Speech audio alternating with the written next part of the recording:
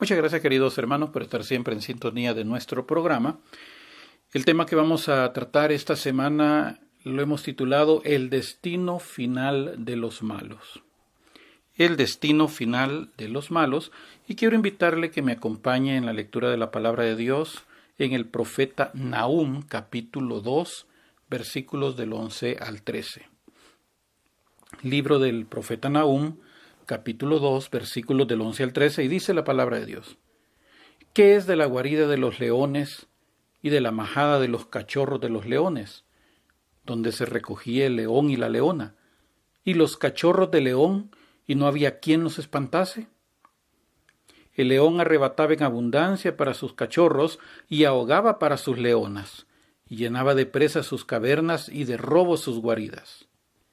Heme aquí contra ti, dice el Señor de los ejércitos. Encenderé y reduciré a humo tus carros, y espada devorará tus leoncillos. Y cortaré de la tierra tu robo, y nunca más se oirá la voz de tus mensajeros. Cuando nosotros estudiamos el libro de Nahum, y estudiamos pues prácticamente los libros proféticos, especialmente los profetas menores, encontramos a dos profetas que hablan sobre Nínive. Uno de estos profetas es Nahum y el otro profeta es Jonás. Todos conocemos la historia de Jonás, cómo Dios le dijo a Jonás que fuera a predicar a Nínive, y Jonás, en lugar de ir a Nínive, tomó sentido contrario a la dirección de Nínive, y conocemos la historia, que aunque a usted le digan aquellos teólogos trasnochados que no respetan a Dios ni a su palabra y le digan que eso no existió, que solo son fábulas, pero realmente sí ocurrió, porque no vamos a creer que Dios nos esté mintiendo y su palabra no puede mentir. Entonces la palabra de Dios nos dice de que pues un pez grande, no dice que era ballena, solo dice que era un pez grande. Se asume que pudo haber sido una ballena por el tamaño del pez que podía tragarse a un ser humano, y de esa manera pues se ha asumido que fue una ballena, pero la palabra de Dios solo habla que fue un pez grande que se tragó a Jonás y lo fue a dejar no cerca de Nínive, sino que lo fue a dejar pues en un lugar que tuvo que caminar más distancia que si hubiera ido a la primera que Dios le dijo. Ahora, el problema de Jonás fue que él no quería ir a predicarle a los ninivitas porque él sentía un odio hacia los ninivitas. Él sentía un odio hacia Nínive porque Nínive había sido una ciudad opresora, malvada, una ciudad que había oprimido de manera cruel y violenta a Israel.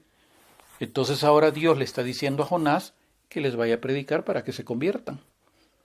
Entonces Jonás dice, ¿cómo voy a ir a predicar? Él así piensa, porque conociendo a Dios como es de misericordioso, yo voy, les predico, se convierten y Dios los perdona.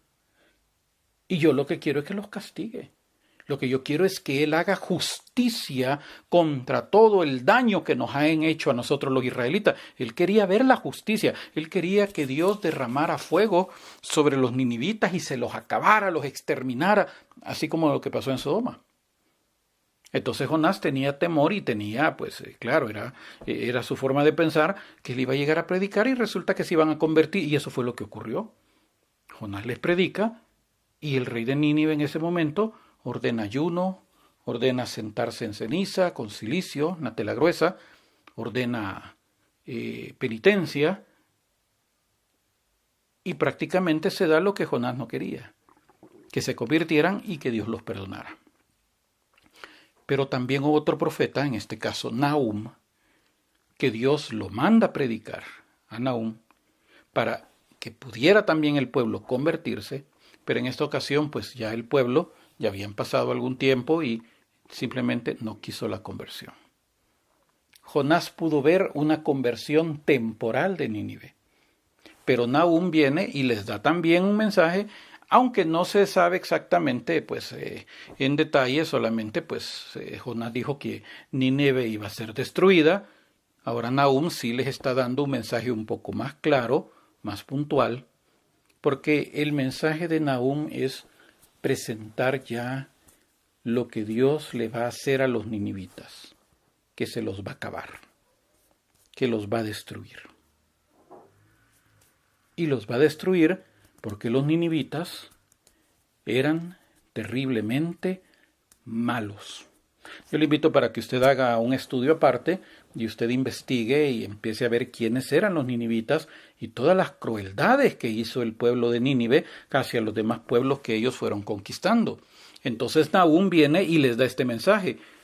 Y al final, ¿qué es de la guarida de los leones? Refiriéndose a Nínive. Y de la majada de los cachorros de los leones, donde se recogía el león y la leona, y los cachorros de león, y no había quien los espantase, porque eran fuertes. No había nadie que pudiera hacerles frente, no había nadie que pudiera enfrentarse a ellos. Ellos aplastaban a quien se les pusiera enfrente. Pero ahora está diciendo Nahum, ¿y qué fue de todo eso? ¿Dónde están? ¿Dónde están esos leones? ¿Dónde está el león, o sea, el rey? ¿Dónde está la leona? ¿Dónde están los príncipes? ¿Dónde está toda esa gente que no había nadie que los espantase? Porque no le tenían miedo a nada. Eran sumamente poderosos en ese momento. El león arrebataba en abundancia para sus cachorros, ahogaba para sus leonas y llenaba de presa sus cavernas y de robo sus guaridas. Heme aquí contra ti, aquí viene la palabra de Dios. Heme aquí contra ti, dice el Señor de los ejércitos. Ahora Dios les está dando una advertencia a los ninivitas. Heme aquí contra ti. Y por eso hemos titulado este tema de hoy, esta predicación de hoy, el destino final de los malos. Heme aquí contra ti, le está diciendo al malo, a estos malvados, a estos ninivitas perversos, pervertidos, malvados. Heme aquí contra ti, dice el Señor de los ejércitos. Encenderé y reduciré a humo tus carros y espada devorará tus leoncillos y cortaré de la tierra tu robo y nunca más se oirá la voz de tus mensajeros. Y esta palabra se cumplió. Se cumplió porque de ahora Nínive solamente quedan ruinas. Solamente quedan vestigios en ruina de lo que una vez fue la ciudad más poderosa y sanguinaria que pudo haber existido en la antigüedad. Y esto, mis hermanos, nos tiene que hacer reflexionar que por muy malo que pueda ser alguien, por muy malvado que pueda ser, por muy dañino que pueda ser, siempre un día le va a llegar su ajuste de cuentas. Le va a llegar su final. Porque nadie se libra del juicio de Dios.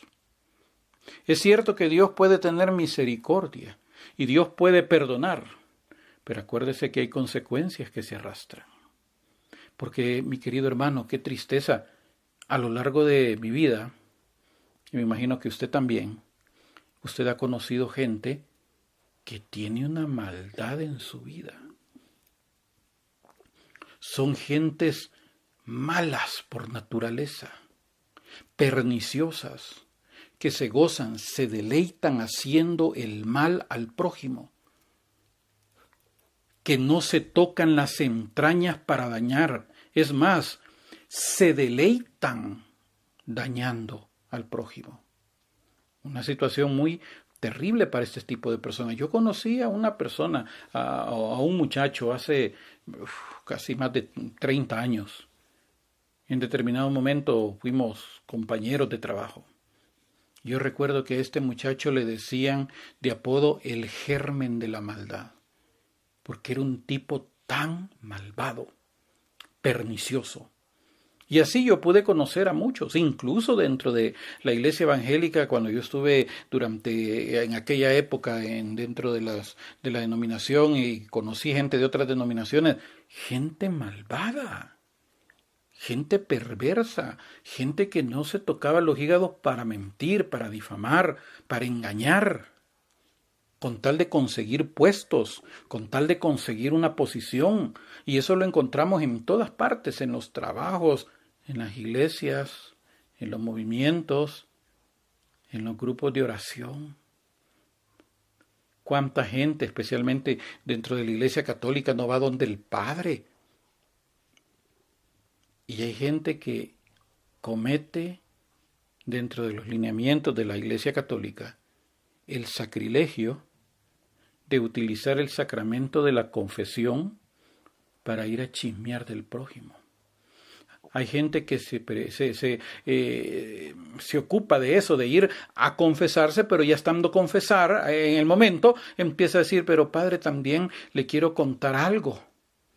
Y los curas que se prestan al chisme también, porque yo he conocido muchos curas chismosos que les gusta que le lleguen a calentar el oído contra otras personas. Esos son verdaderos sacrílegos. Esos son verdaderos anticristos. Entonces, hay gente que se deleita en hacer el daño, en destruir, en calumniar, en difamar. Pero mire lo que está diciéndonos el libro de Nahum. Heme aquí contra ti, dice el Señor de los ejércitos. Encenderé y reduciré a humo tus carros. O sea, te voy a acabar. Te voy a destruir. Si no te arrepientes, si no te conviertes, si no te calmas esa tu lengua venenosa que tienes, que solo sirve para causar daño al prójimo. Te voy a destruir, dice el Señor. Porque los malos tendrán un final. Capítulo 1, el primer salmo. En todo el salmo, aquí nos está hablando acerca de una dualidad, nos está hablando acerca de dos tipos de personas. El que anduvo en consejo de buenos y el que anduvo en consejo de malos. Bienaventurado el varón, dice el Salmo 1. Bienaventurado el varón que no anduvo en consejo de malos, ni estuvo en camino de pecadores, ni en silla de escarnecedores. Escarnecedor quiere decir los burlones, los que se burlan de Dios descaradamente, haciendo lo que les da la gana.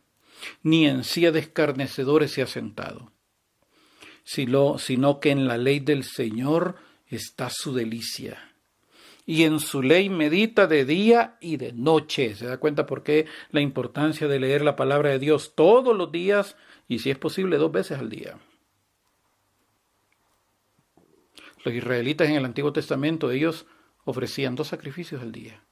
El sacrificio de la mañana, que era antes de las 9, y el sacrificio de la tarde, que era a las 3 de la tarde.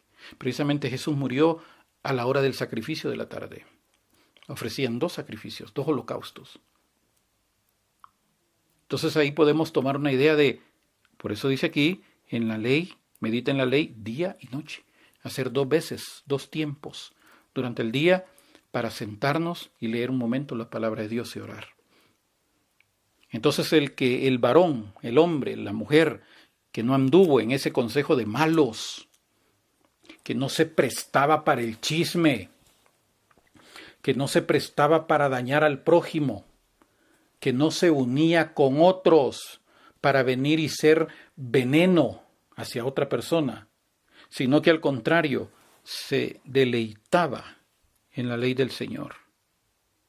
Se deleitaba en la presencia del Señor, será como árbol plantado, dice el versículo 3. Será como árbol plantado junto a corrientes de agua, que da su fruto en su tiempo y su hoja no cae. Y todo lo que hace prosperará, porque claro, está de la mano de Dios. Porque todo el que actúa correctamente, Dios lo bendice. No así los malos. Versículo 4. No así los malos, que son como el tamo que arrebata el viento, como el polvo, como el zacate seco, el pasto seco, ese es el tamo, que se lo lleva el viento, porque está seco, está muerto, entonces el viento se lo lleva. No así los malos, que son como el tamo que arrebata el viento. Por tanto, y escuche mi querido hermano, esto que nos está diciendo la palabra de Dios en el Salmo 1. Por tanto, no se levantarán los malos en el juicio, ni los pecadores en la congregación de los justos, porque el Señor conoce el camino de los justos, mas la senda de los malos perecerá. Fíjese qué terrible, mi querido hermano, lo que nos está hablando la palabra de Dios. Bienaventurado el que no anduvo en consejo de malos. Pero los malos son como el tamo que los arrebata el viento. Por eso los malos no se levantarán en el día del juicio, ni los pecadores en la congregación de los justos. Porque Dios aborrece a los malos. Fíjese, y esto es bien paradójico, mi querido hermano, porque eso lo enseña la palabra de Dios. Dios aborrece al impío. Por eso, y yo siempre lo voy a recalcar, no se puede bendecir el pecado de un impío. No se puede bendecir tampoco a un impío que esté obstinado en su pecado. Es incongruente. Al impío hay que decirle: arrepiéntete y conviértete. Deja tu mala vida y vámonos, sigue Cristo. Pero no se le puede venir y decir: sí, te bendigo y no importa cómo tú vivas, tú sigue viviendo mientras no le haga daño a nada. No, no es así, no funciona así. No podemos pasar por encima de la palabra de Dios ni utilizar la palabra de Dios como papel de baño. Tenemos que ser fieles a la palabra de Dios. Entonces, los pecadores, los malos, ellos no se levantarán en el día del juicio, ni tampoco en medio de la congregación de los justos. Y el Salmo 9, versículo 17, Salmo 9, versículo 17, dice de la siguiente manera: los malos serán trasladados al Seol, todas las gentes que se olvidan de Dios. Porque aquí es donde viene el meollo del asunto, mi querido hermano. Una persona mala es una persona que no tiene temor de Dios. Una persona mala es una persona que no le tiene respeto a Dios. Ahora, si no respeta a Dios, mucho menos va a respetar al prójimo. Si no ama a Dios, mucho menos va a amar al prójimo. Entonces una persona mala, simplemente un día, como dice aquí la palabra de Dios, serán trasladados al Seol, a la sepultura.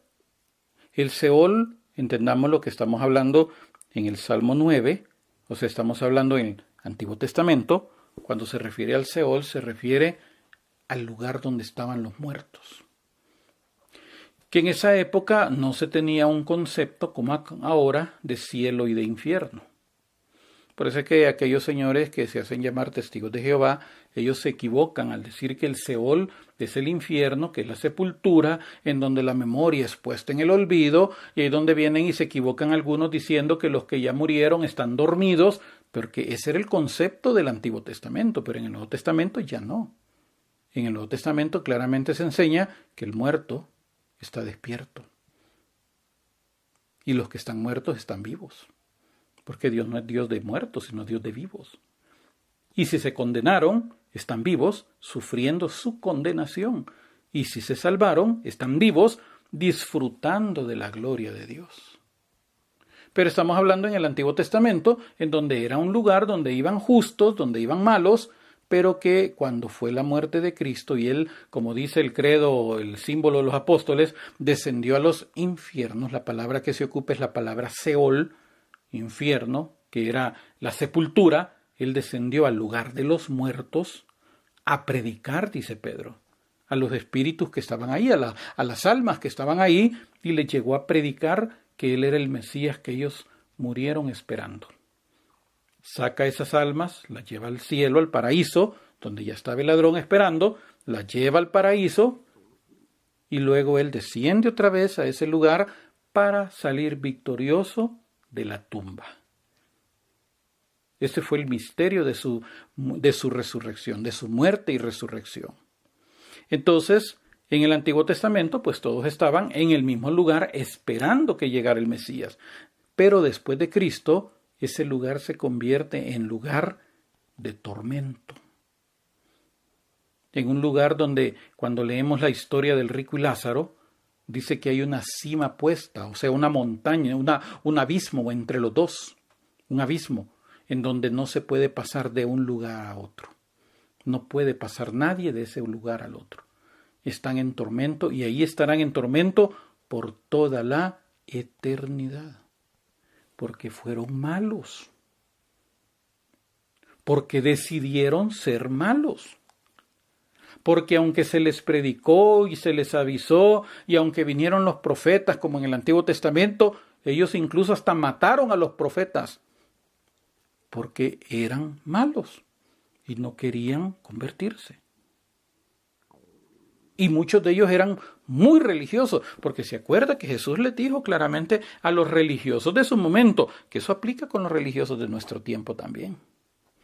Cuando les dijo, ustedes dicen, si nosotros hubiéramos vivido en ese tiempo, no hubiéramos matado a los profetas. Y Jesús les dijo, mejor cállense. Porque ustedes son hijos de los que mataron a los profetas. Así que ustedes terminen de hacer lo que hicieron sus padres y mataron a Jesús. Y hasta la fecha, los que se la llevan de muy religiosos son los que siempre matan a los profetas. Porque confunden la religión, la religiosidad, con una manera de aplacar la maldad de su conciencia. Pero no quieren convertirse. Quieren ser religiosos y seguir siendo malos. Y no se puede. Por eso dice que los malos serán trasladados al Seol. Todas las gentes que se olvidan de Dios. Porque ahí radica el problema. Se olvidan de Dios. Se olvidan que hay un Dios. Se olvidan que hay una palabra de Dios que los juzgará en su momento. Jesús así les dijo, miren, yo no los juzgo, los va a juzgar la palabra que les dije. Esa los va a juzgar. Porque si no hicieron lo que yo les dije, pues entonces van a ser condenados. Estoy parafraseando lo que Jesús quiso decir. Entonces encontramos que la gente, precisamente para ser malo, es porque se tiene que tener una conciencia de olvido de Dios. Se olvidan de Dios. Se olvidan que hay un Dios. Se olvidan que va a haber un día que van a estar delante de Dios. Y veamos lo que nos dice hoy el Salmo 37. Salmo 37 vamos a leer 4 versículos separados, pero dentro del mismo Salmo. Salmo 37, primero versículo 17 dice, porque los brazos de los impíos serán quebrados, mas el que sostiene a los justos es el Señor. Y aquí vamos a empezar a ver ya un contraste entre los impíos y los justos. Ahora, aquí hay algo que yo quiero que entendamos bien, mis queridos hermanos, con respecto a esto de los justos. Y lo que quiero que entendamos es que la palabra de Dios nos habla y nos dice claramente que no hay justo, ni aun uno. No hay nadie que haga el bien. Pero aquí viene otro detalle bien interesante, que la palabra de Dios, especialmente en el Nuevo Testamento, nos habla de una palabra bien importante y nos habla de la justificación. Justo ninguno, no hay ningún justo, pero a través de Cristo hemos sido hechos justos, eso significa justificado. Por eso es que cuando Cristo, el ejemplo o la tipología de la Pascua, la sangre del cordero tenía que colocarse en los dinteles de la puerta de la casa de los israelitas para que el destructor, el ángel que había sido enviado para aplicar la justicia de Dios sobre Egipto, al ver la sangre del cordero en la puerta, no entrara a esa casa. Esa casa había sido justificada. Entonces el destructor no iba a entrar a esa casa. Pero cuando miraba una casa que no tuviera la sangre del cordero en su puerta, ahí sí entraba a destruir, a aplicar la justicia. Entonces lo mismo ha hecho Cristo con nosotros, como el nuevo Cordero Pascual, el que quitó el pecado del mundo de una vez y para siempre. Así dijo Juan. Cuando Juan se lo presenta a sus discípulos, Juan dijo claramente, miren, allá va el Cordero de Dios que quita el pecado del mundo. Por eso tenemos que entender la Pascua judía para entender todo lo que Jesús enseñó, incluso durante su última cena. Entender la Pascua judía. Entonces dijo Juan claramente, allá ve el Cordero de Dios que quita el pecado del mundo. Y los discípulos se fueron detrás de él. Entonces cuando entendemos que Él es el Cordero de Dios y que su sangre de su sacrificio ahora tiene que estar en la puerta de nuestro corazón, por eso Él mismo dijo, miren, yo estoy a la puerta y llamo, el que abre la puerta entraré a Él. Pero hay que abrirle la puerta, si no le abrimos la puerta, Él no entra. Él no entra a la fuerza. Entonces si abrimos la puerta, Él entra. Entonces al entrar, su sangre queda en la puerta de nuestro corazón. Entonces el día del juicio, Dios no nos va a ver a nosotros, sino va a ver la sangre de Cristo en nosotros. Esa es la justificación. Entonces aquí cuando vemos la palabra justo, entendemos y tenemos que entender que se está refiriendo a aquellos que han sido justificados, que han sido hechos justos por medio de la sangre del Cordero que es Cristo. Entonces dice el Salmo 37, 17, porque los brazos de los impíos serán quebrados, mas el que sostiene a los justos es el Señor. O sea que vamos a empezar a ver ahora que hay una diferencia entre el impío y el justo. Versículo 20. Mas los impíos perecerán, y los enemigos del Señor, como la grasa de los carneros, serán consumidos, se disiparán como el humo. Aquí hay una palabra bien clave, los enemigos del Señor. Un día Jesús le dijo a los apóstoles, miren, ustedes son mis amigos. No los llamo siervos, sino que mis amigos. Y ustedes son mis amigos siempre y cuando hagan lo que yo les diga. Si ustedes hacen lo que yo les digo, ustedes van a ser mis amigos. Pero acuérdese de que hay una contraposición. Y esa contraposición es los enemigos.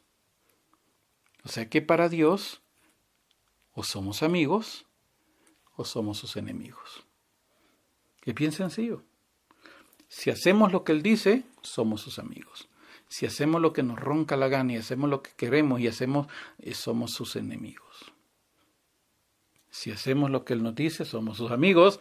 Si hacemos lo que nos dice el padre, el diablo, el infeliz ese, entonces somos sus enemigos.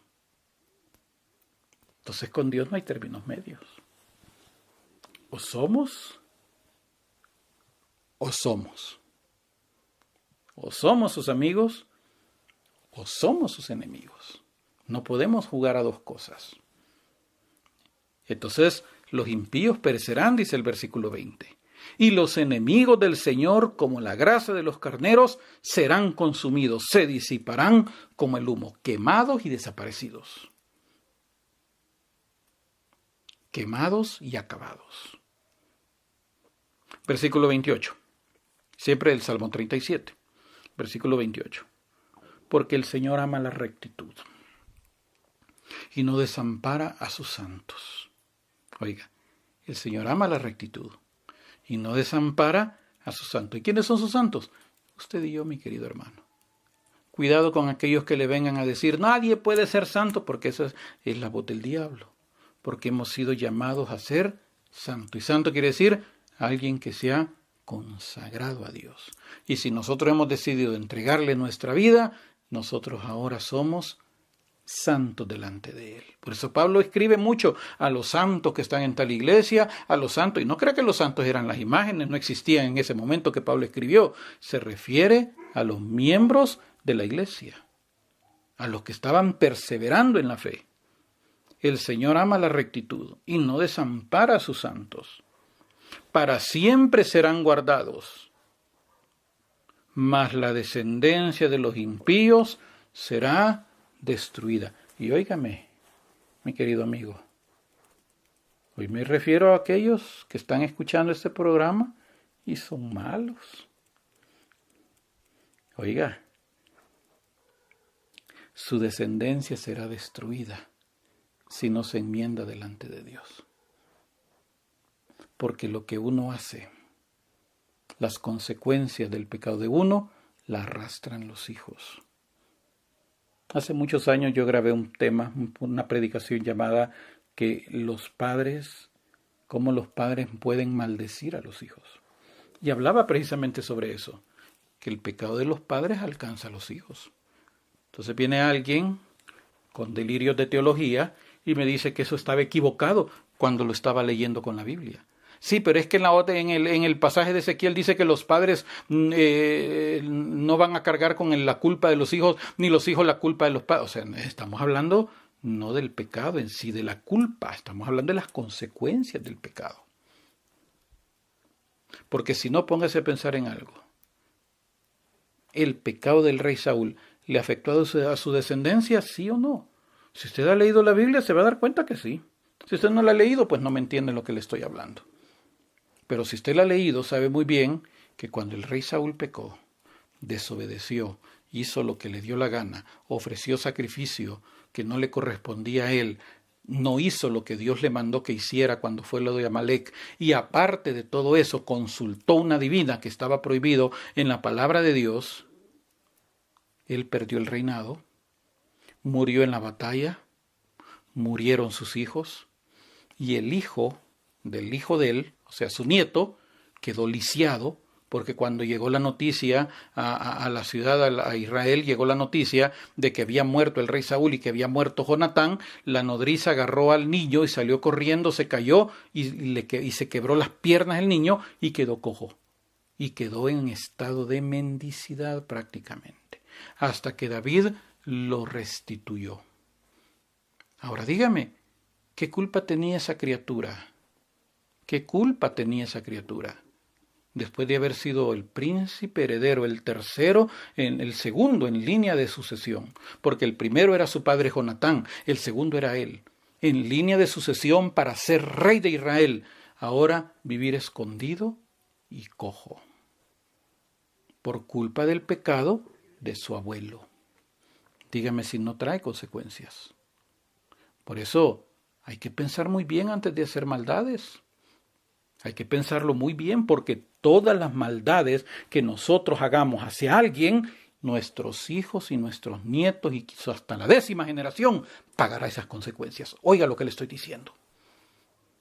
Pagará las consecuencias, las maldades que usted hizo. O a lo mejor usted está pagando las consecuencias de lo que hizo alguno de sus ancestros y usted ni culpa tuvo. Ni siquiera supo qué fue lo que hizo. Pero a lo mejor está pagando esas consecuencias. Para siempre serán guardados los justos, los santos, mas la descendencia de los impíos será destruida. Versículo 38. Mas los transgresores serán todos a una destruidos, la posteridad de los impíos será extinguida. Es bien dura a veces la palabra de Dios, mi querido hermano. Pero acuérdese que sí le dijeron a Jesús, Señor, que dure es tu palabra, pero ¿a quién vamos a ir si solo tú tienes palabras de vida eterna? Hoy veamos el Salmo 73. Este Salmo sí vamos a leer bastantes versículos. Bueno, prácticamente casi todo el Salmo.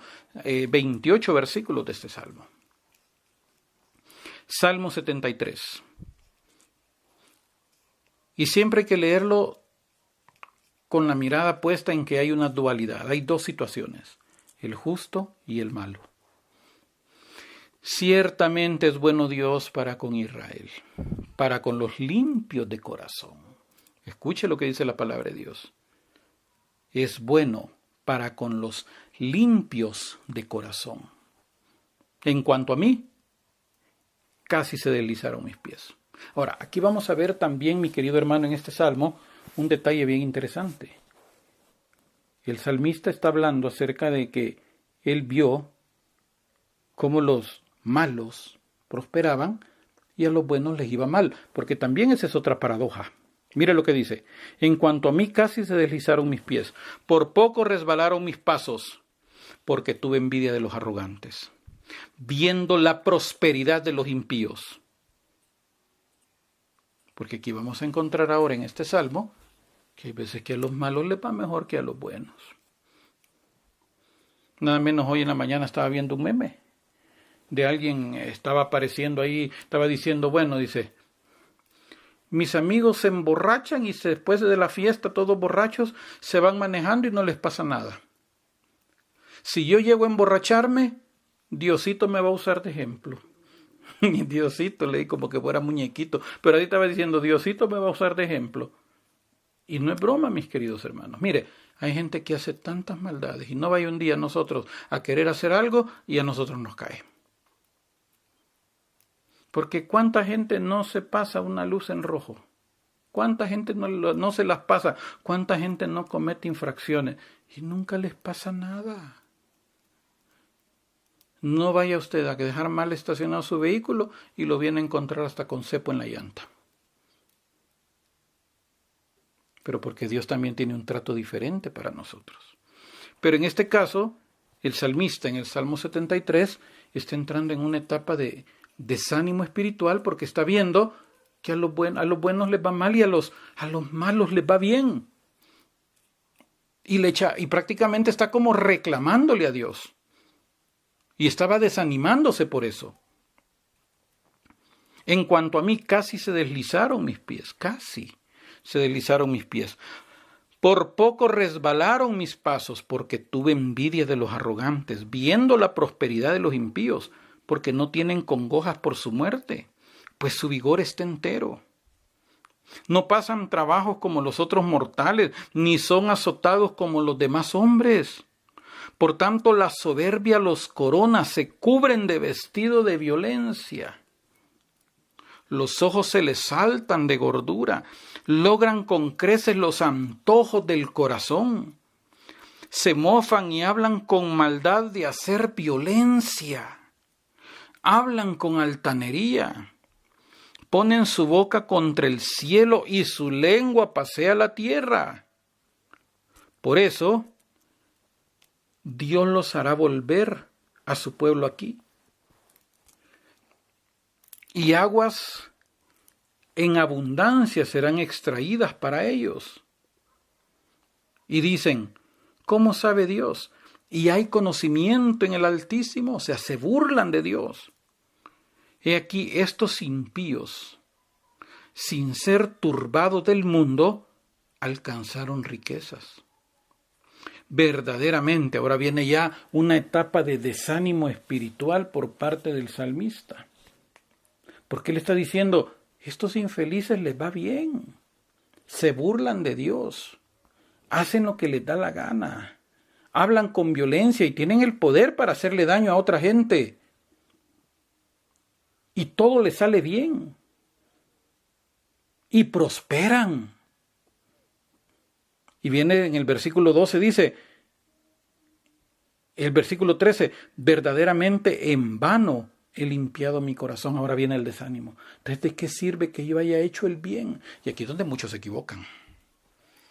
Y aquí es donde muchos cometen el error.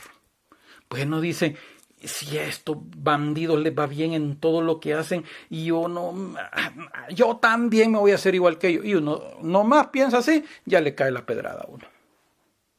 Ya le cae la ley. Pero eso, ¿por qué nunca les pasa nada? Porque el diablo los protege. ¿El diablo tiene más poder de Dios? No. Lo que pasa es que Dios los está dejando que hagan lo que les dé la gana. Mejor sigamos leyendo el Salmo. Verdaderamente en vano he limpiado mi corazón y lavado mis manos en inocencia, pues he sido azotado todo el día y castigado todas las mañanas. Hasta hay una broma que hace mucha gente que dicen, ¿va a comprar números de la rifa? No, yo ¿para qué voy a comprar números de la rifa si yo nunca me gano nada? No vayan a rifar una garroteada, que esa sí me la gano, dicen alguna gente. Pero hay algunos que tienen ese concepto. En vano he sido azotado todo el día y castigado todas las mañanas. Pero mire lo que dice, ahora reflexiona, versículo 15. Si dijera yo, hablaré como ellos, he aquí, a la generación de tus hijos engañaría. Cuando pensé para saber esto, fue duro trabajo para mí. Pero aquí vino ya el momento en el que pudo despertar de ese sentimiento de frustración en el que estaba. Ese momento de frustración que él sentía al ver cómo los malos les iba bien y no vaya a ser uno que en medio vaya a hacer algo y le cae todo el peso de la ley encima. Pero mira lo que dice el versículo 17. Hasta que entrando en el santuario de Dios, comprendí el fin de ellos. Ahí cambia la cosa, mi querido hermano. Hasta que entramos en la presencia de Dios. Hasta que entramos en su palabra. Hasta que leemos su palabra y empezamos a tener esa íntima comunión con Dios, entendemos que aquellos puede que ahorita estén prosperando, puede que la maldad les haya prosperado, puede que se hayan hasta burlado de uno por el mal y el daño que le hicieron, pero mire, al final ellos tendrán un fin. Por eso está diciendo, hasta que entrando en el santuario de Dios, comprendí el fin de ellos. Ciertamente los has puesto en deslizaderos, en asolamientos los harás caer. Cómo han sido asolados de repente, perecieron, se consumieron de terrores. Como sueño del que despierta, así, Señor, cuando despertares menospreciarás su apariencia. Se llenó de amargura mi alma. Ahora él está ya confesando lo que el pecado, el desánimo que él tenía. Se llenó de amargura mi alma y en mi corazón sentía punzadas. Tan torpe era yo que no entendía. Porque hay un momento en que uno se vuelve hasta torpe. No entendía. Era como una bestia delante de ti. Y con todo Dios nos tiene paciencia. Con todo, pero mire lo que dice el versículo 23, con todo, yo siempre estuve contigo. Me tomaste de la mano derecha, me has guiado según tu consejo y después me recibirás en gloria. O sea que a pesar de todo, mi querido hermano, tenemos que estar siempre con el Señor. Aunque prosperen los malos, aunque aparentemente todos les salga bien, aunque aparentemente vayan ganando o hayan ganado, va a haber un momento en que esa risa se le volverá en llanto, y llanto eterno. Pero nosotros no tenemos que soltar a Dios. Nosotros no tenemos que soltar a Dios. Por eso está diciendo, yo siempre, con todo, yo siempre estuve contigo. Y tú me tomaste de la mano derecha. Me has guiado según tu consejo. Ahora se da cuenta por qué es la importancia de la palabra de Dios para poder entender cuál es el consejo de Dios para nosotros. Me has guiado según tu consejo y después me recibirás en gloria. Y aquellos en condenación. Y los que luchamos y perseveramos, a pesar de todo el daño que nos hicieron, a la gloria. Se da cuenta que hay una diferencia. Pero tenemos que estar con Él y no soltarnos de Él. Y mire qué bonito, qué palabra que aparece en el versículo 25. ¿A quién tengo yo en los cielos sino a ti? Total dependencia en Dios. ¿A quién tengo yo en los cielos sino a ti? Y fuera de ti, nada deseo en la tierra, porque todo lo que hay en la tierra es pasajero. La vanagloria de los ojos, la vanagloria de la vida, todo pasa, pero el que hace la voluntad de Dios permanece para siempre, dice su palabra. ¿A quién tengo yo en los cielos sino a ti? Y fuera de ti, nada deseo en la tierra. Claro, esto solo se logra en la medida que hemos llegado ya a una dimensión de profundidad espiritual en la presencia de Dios. Cuando ya no anhelamos nada en esta tierra. Cuando logramos entender que aquí simplemente vamos de paso. Porque nuestro destino es el cielo. Nuestra mirada tiene que estar puesta en las cosas de arriba, como dice Pablo en Colosenses 3, donde está Cristo sentado a la diestra del Padre. Ya tiene que estar nuestros ojos puestos, porque nuestra ciudadanía está en los cielos, de donde esperamos que Cristo venga. Entonces ya no deseamos nada en esta tierra. ¿Qué más queremos en esta tierra? Por eso es que cuando Pablo vio el cielo tal y como él es, y él es el único que lo ha visto como es. No, pero es que Santa Fulana fue y vio. Nadie ha visto el cielo como realmente es, y no solo Pablo. Los demás seres humanos que han tenido una visión, nada más han visto en base al marco referencial que tenemos en nuestra mente. Pero Pablo sí lo vio. Por eso es que después de esa visión, él mismo dijo, no hay palabras para expresar lo que se ha visto. Cosas que ojo no ha visto ni oído ha escuchado son las que nos esperan. No hay palabras para expresarlo. Incluso Juan vio nada más figuras. Pablo vio el cielo como era. Y después de eso, ¿qué dijo Pablo? Yo ya no quiero estar, yo prefiero estar 1000 veces con el Señor. Para mí el vivir es Cristo y morir es ganancia. Ya no vivo yo, es Cristo quien vive en mí. ¿A quién tengo yo en los cielos sino a ti? Fuera de ti no deseo nada en esta tierra. Mi carne y mi corazón desfallecen, mas la roca de mi corazón y mi porción es Dios para siempre. Porque he aquí, versículo 27, los que se alejan de ti perecerán. Tú destruirás a todo aquel que de ti se aparta.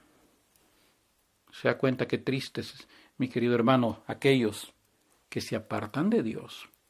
Y como les dije hace un momento, pueden ser muy religiosos, no, olvídese, pueden ser muy cumplidores de la religión, pero están lejos de Dios. Porque Jesús mismo se lo dijo, me llaman el Altísimo y ninguno me quiere enaltecer. El amor que ustedes tienen es del diente al labio. El profeta dijo, es como nube mañanera que se disipa con el calor.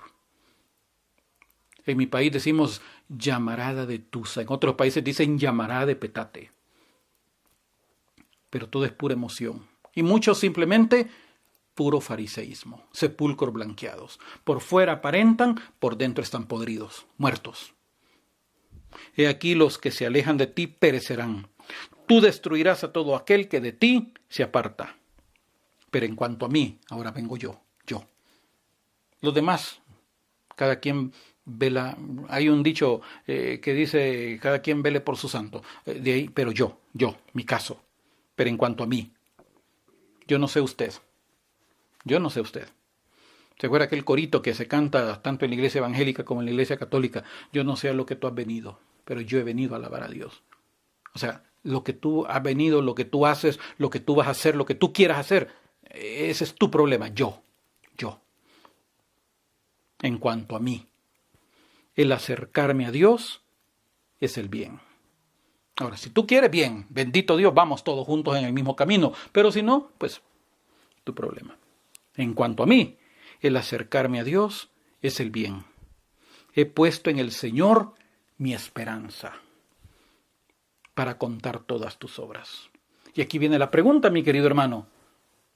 ¿Realmente podemos decir, he puesto en el Señor mi esperanza?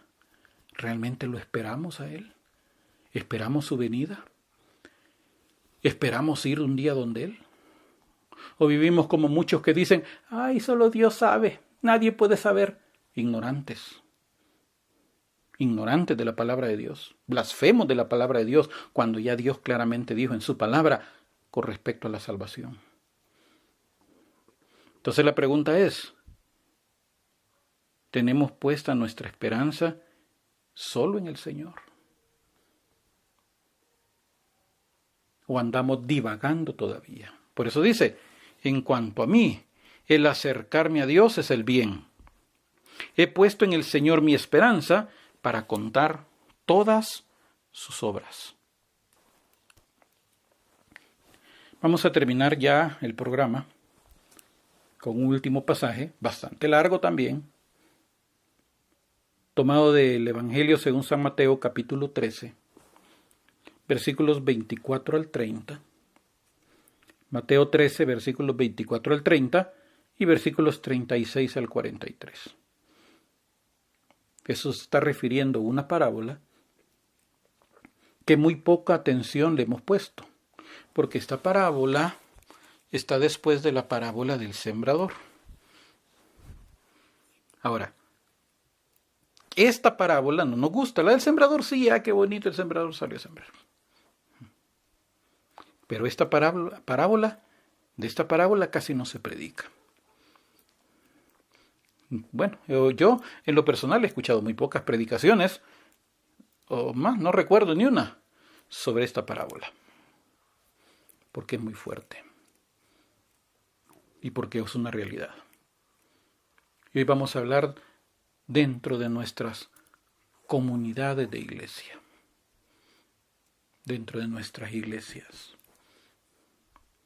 Le refirió otra parábola diciendo: el reino de los cielos es semejante a un hombre que sembró buena semilla en su campo.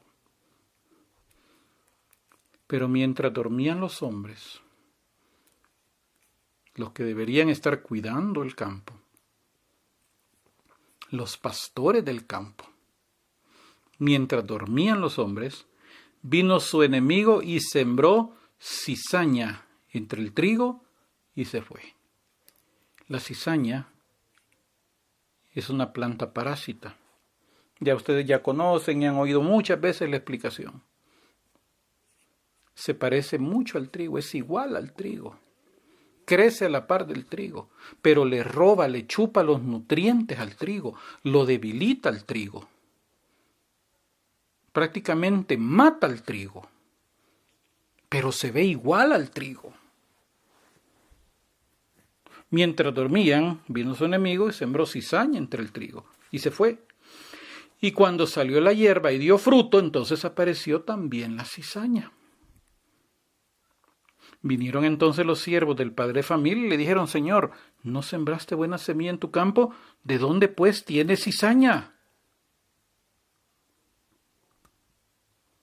Él les dijo: un enemigo ha hecho esto. Y los siervos le dijeron: ¿quieres pues que vayamos y la arranquemos? Él les dijo: no.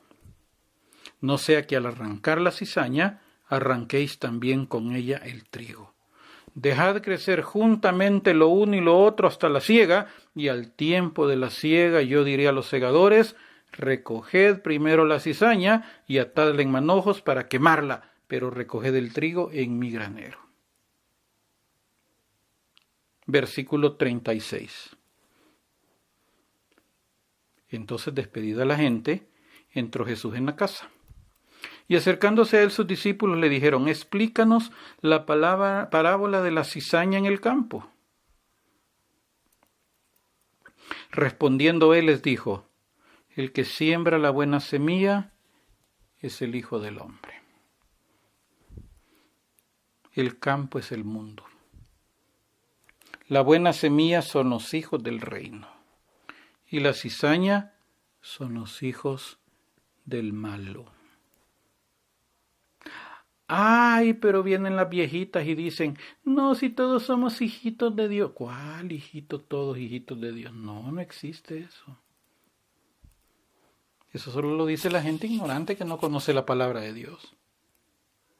Porque la palabra de Dios está diciéndonos claramente: la buena semilla son los hijos del reino y la cizaña son los hijos del malo. O sea que el malo tiene hijos y están en el mismo campo y están en la misma iglesia y se sientan en las mismas bancas y cantan igualitos todos y oran igualitos y rezan igualitos y hasta en latín rezan algunos y son idénticos y hasta se paran y predican. Y hasta son ministros ordenados. Pero son cizaña, hijos del malo. El enemigo que la sembró es el diablo. Pero ahora viene Jesús, está diciendo: pero la siega es el fin del siglo. Y los segadores son los ángeles. Y ahora viene Jesús y va a explicar lo que va a ocurrir al final.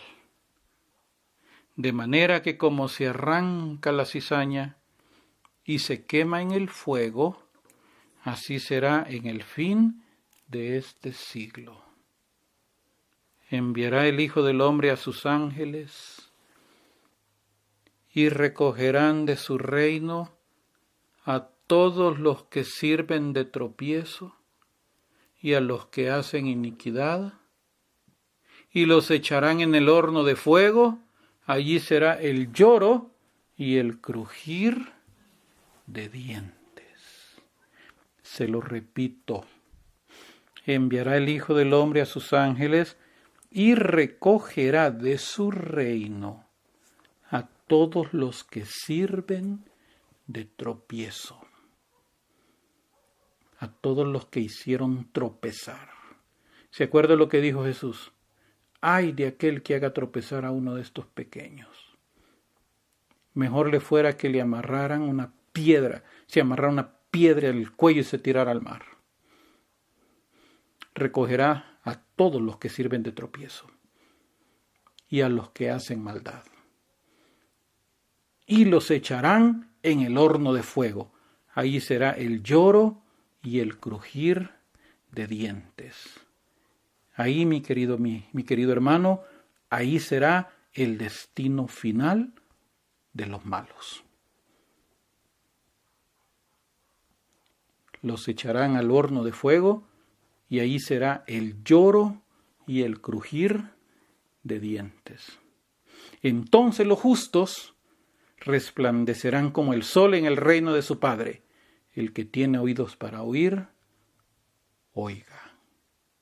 Por eso, mi querido hermano, ¿por qué Jesús le dijo a los ángeles, a los trabajadores, déjenlos crecer?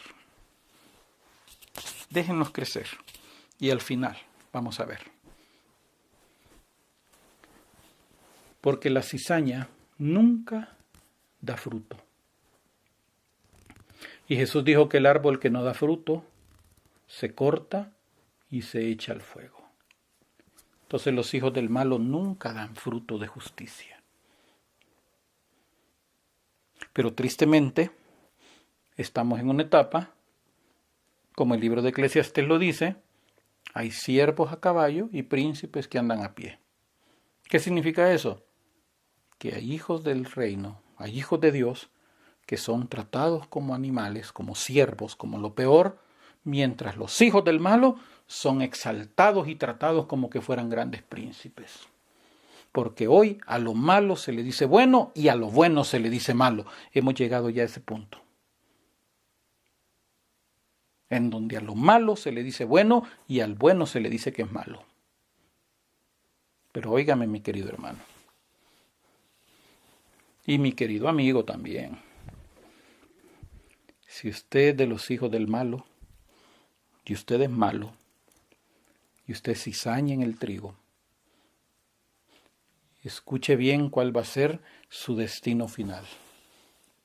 Va a ser lanzado en el horno de fuego, donde va a llorar y crujir los dientes por la eternidad. Así que todavía está tiempo. Todavía está tiempo que deje esa maldad y le pida perdón a Dios por todas las maldades que ha hecho. Y pueda resarcir en la medida de lo posible los daños que ha hecho. Y si no, pues entréguese a la misericordia de Dios, porque Él se va a encargar de pasarle la factura. Todavía está tiempo. Porque si persiste en la maldad, si persiste en hacer daño, si persiste en sacar todo ese odio y ese veneno, un día, mi querido amigo, será lanzado al horno de fuego, donde arderá por toda la eternidad, llorará y crujirá los dientes. Y como dijo un predicador, si es que todavía tenía dientes, si no a pura encía se va a ir a toda la eternidad. Y los demás, que estamos luchando, que estamos perseverando, no nos desanimemos al ver a la maldad. Al contrario, como dijo aquel salmo, tomémonos de la mano del Señor, con la mirada puesta en Cristo, con la mirada puesta en las cosas de arriba, sabiendo que va a haber un día en que vamos a resplandecer como el sol en el reino de nuestro Padre. Que esa, mis queridos hermanos, sea nuestra esperanza. Que un día vamos a resplandecer como el sol en el reino de los cielos. Y usted, mi amigo, si no se arrepiente pronto, arderá por toda la eternidad. Y que Dios lo ayude. Que Dios lo ayude. Y Dios nos ayude a todos. Oramos al Señor. Padre Santo, gracias por tu palabra, que es tan dura, tan difícil. Pero ¿a quién vamos a ir, Señor, si solo tú tienes palabras de vida eterna? Quiero pedirte, Señor, en este momento por aquellos que han escuchado este programa, que vienen a escuchar estos programas, pero con mala intención, con el morbo de escuchar algo para después salir hablando, así como hacían en tu tiempo, Señor. Aquellos que eran enviados como espías para ver en qué palabra te cachaban. Te pido, Señor, por esta gente mala, malvada, que no tiene entrañas para hacer daño y para arrasar con quien se le ponga enfrente, incluyendo niños, para que tú tengas misericordia de ellos, porque solo tú los puedes amar de esa manera, Señor, y solo tú puedes tener misericordia de ellos.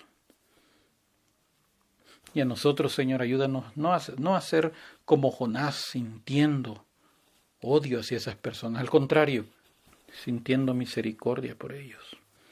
Porque el destino que les espera si no se arrepienten será terrible. Y teniendo en mente eso, que lo mismo nos puede ocurrir si dejamos que el veneno del diablo amargue nuestro corazón. Y perdamos la gracia que tú nos has dado. Ayúdanos, Señor. Ten misericordia de cada uno de nosotros.